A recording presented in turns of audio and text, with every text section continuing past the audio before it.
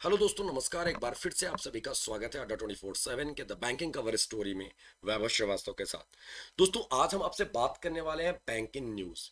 जी हाँ दोस्तों, bank in news की बात करें तो बैंक इन न्यूज़ में क्या क्या अपडेट करने वाले हैं उसके रिगार्डिंग बहुत सारी चीज़ें हैं। आज ये आपका क्लास 1 है, इसका क्लास 2 क्लास 3 हम लेके आते रहेंगे आपसे। ठीक है, तो दोस्तों आज हम आपसे बात करेंगे आरबीआई न्यूज़ में रहा था इन दिनों, यानी कल एक दो दिन पहले की बात है उसमें। और क्या न्यूज था आरबीआई से रिलेटेड, वो आपके आने वाले एग्जाम के लिए इंपॉर्टेंट हो सकता है, चाहे वो आरबीआई ग्रेड बी हो, चाहे वो ईसीजीसी हो, चाहे वो ईएसआईसी एसएसओ की बात करें हम। ठीक है, तो दोस्तों आइए स्टार्ट करते हैं। उससे पहले दोस्तों आप सबसे इससे गुजारिश रहेगी कि आप सभी क्लास को लाइक और शेयर एक बारी कर दीजिएगा, और जो हमारे नए दोस्त हैं वो चैनल को सब्सक्राइब करके बेल आइकन प्रेस कर लेंगे ताकि लाइव नोटिफिकेशन आपको मिलती रहे क्लासेस की। ठीक है, तो दोस्तों आज का पहला पॉइंट, पहला न्यूज क्या है? Cardless cash withdrawal stage across all ATM set by RBI. यानी दोस्तों आरबीआई के द्वारा आरबीआई ने कार्डलेस कैश विड्रॉल को प्रमोट करने की बात कही है। किससे? सभी बैंकों को, ऑल एटीएम यानी बैंकों के सभी एटीएम से।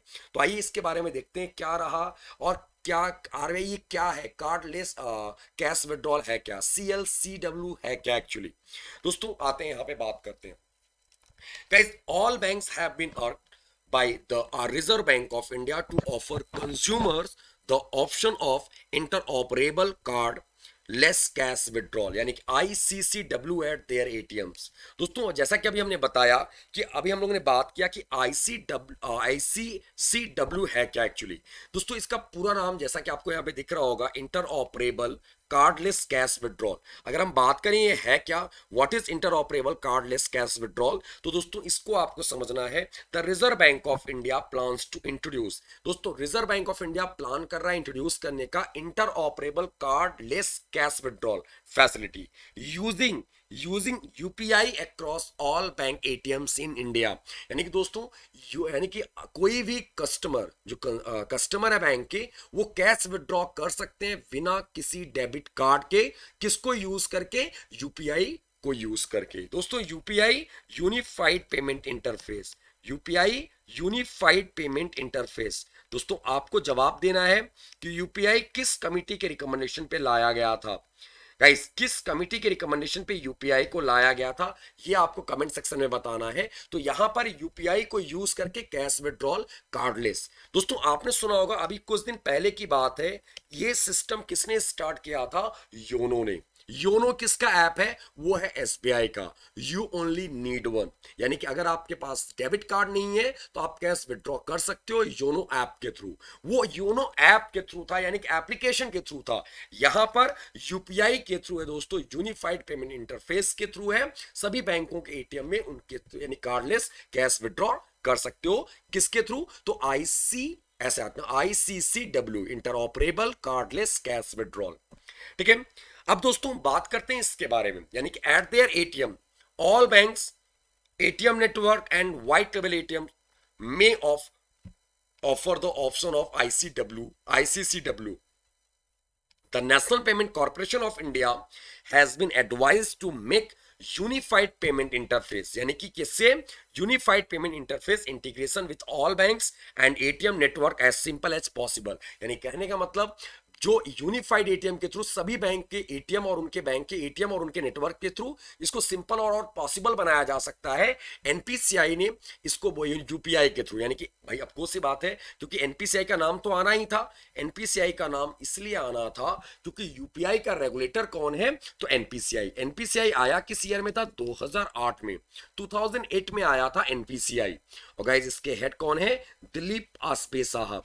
दोस्तों आपको याद था एनपीसीआई रजिस्टर्ड होता है किस एक्ट के अंडर में? तो इसका एक्ट आपको याद रखना है, कंपनीज एक्ट 1956, 1956 सेक्शन 25 के अंतर्गत।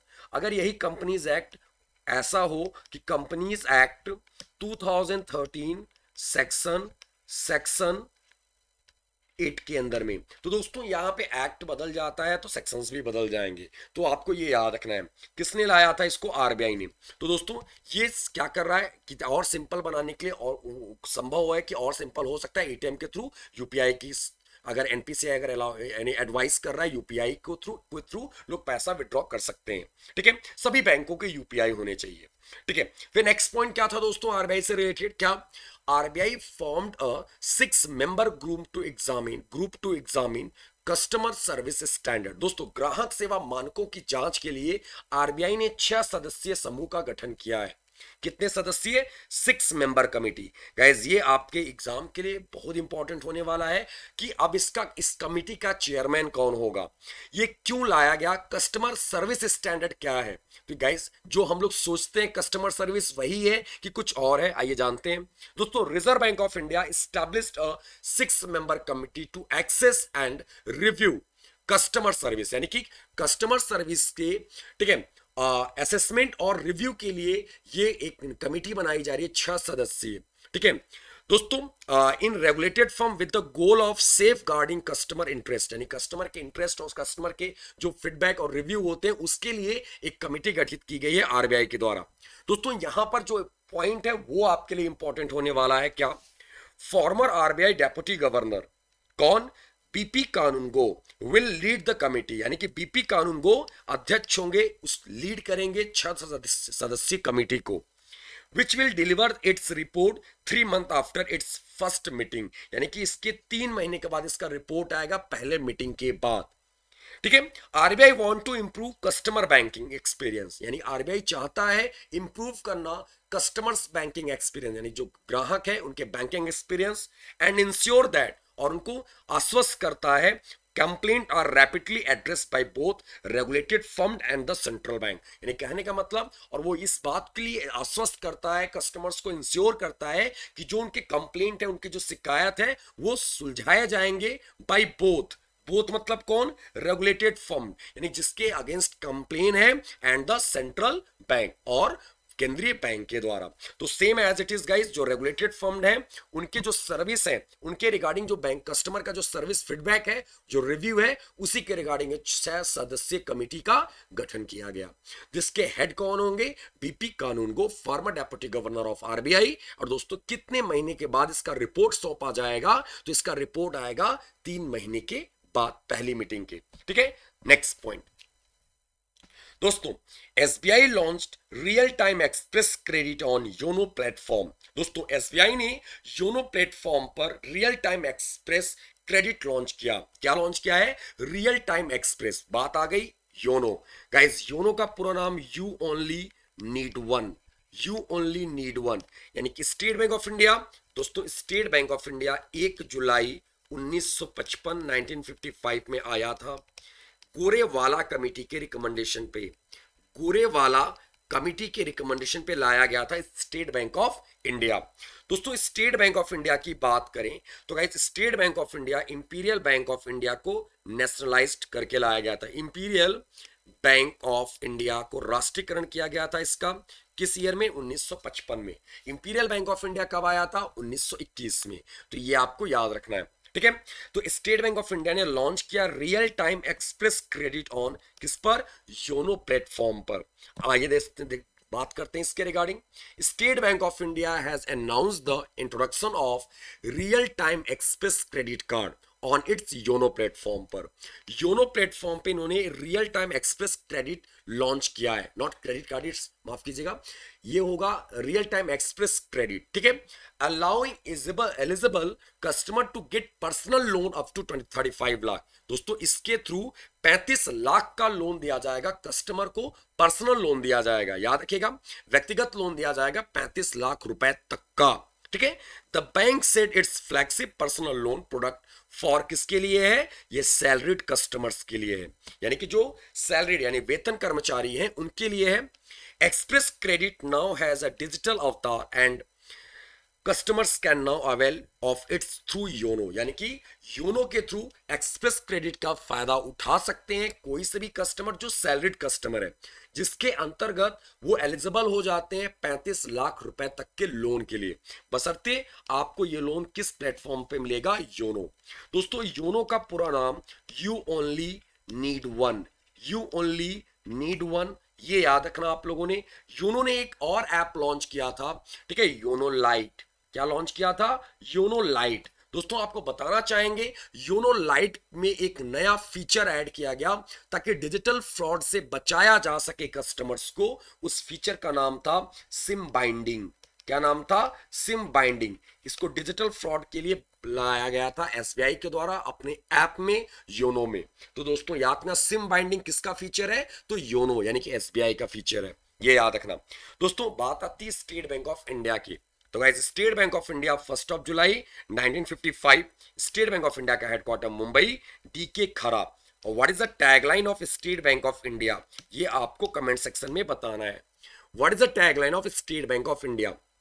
तो दोस्तों आपको कैसा लगा ये सेशन?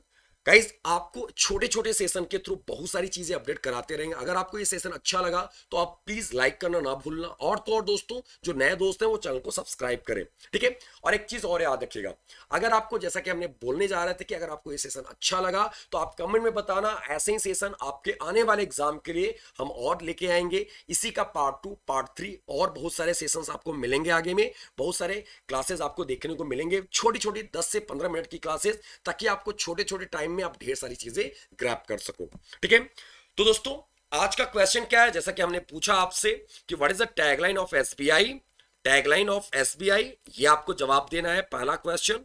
और दोस्तों दूसरा क्वेश्चन ये है कि यूपीआई किस ईयर में लाया गया था? यूपीआई किस ईयर में लाया गया था और किस कमिटी के रिकमेंडेशन पे? गाइस किस कमिटी के रिकमेंडेशन पे और किस ईयर में लाया गया था यूपीआई को? क्लियर है दोस्तों? आपको बताना है एक्सप्रेस क्रेडिट के थ्रू 35 लाख का जो लोन मिलेगा, 35 लाख का जो पर्सनल लोन मिलेगा, ऐसे लिखना, पर्सनल लोन मिलेगा। गाइस ये पर्सनल लोन किस इंप्लॉय को मिलेगा? किस टाइप के इंप्लॉय को मिलेगा? ठीक है, हाउसवाइफ जो लाइक जो बिजनेसमैन है, जो सैलरीड है, या फिर जो पेंशनर है, या फिर जो कह सकते हो आप स्टूडेंट है। किसको दिया जाएगा personal loan up to 35 lakh रुपए तक का क्रेडिट, एक्सप्रेस क्रेडिट के थ्रू?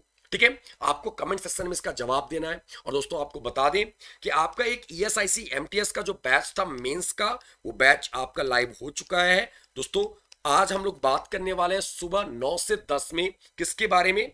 गाइज आपको याद है 9 से 10 इसकी क्लास और 8 से 9 इसकी क्लास चलती है मॉर्निंग में ही, अर्ली मॉर्निंग। दोस्तों आपको बता दें इसका प्राइस भी ड्रॉप हो गया है, प्राइस इसके इन दोनों के ड्रॉप हो चुके हैं, आप देख सकते हो। अगर जो इंटरेस्टेड कैंडिडेट है वो इनरोल करा सकता है। कोड आपको याद ना Y307, या फिर आप बैंक महापैक में इनरोल करा सकते हो Y307 कोड को लगा के। तो थैंक यू दोस्तों, आज के लिए फिलहाल इतना ही। और प्लीज कमेंट बताना ना भूलना कि कैसा लगा। अगर अच्छा रहा तो ऐसे ही सेशन चाहिए तो आप प्लीज कमेंट में जरूर मेंशन कीजिएगा। तो थैंक यू दोस्तों, हैव ए ग्रेट डे। एक बार फिर से a very very good morning आप सभी को। दोस्तों नमस्कार, धन्यवाद, जय हिंद, बाय, टेक केयर।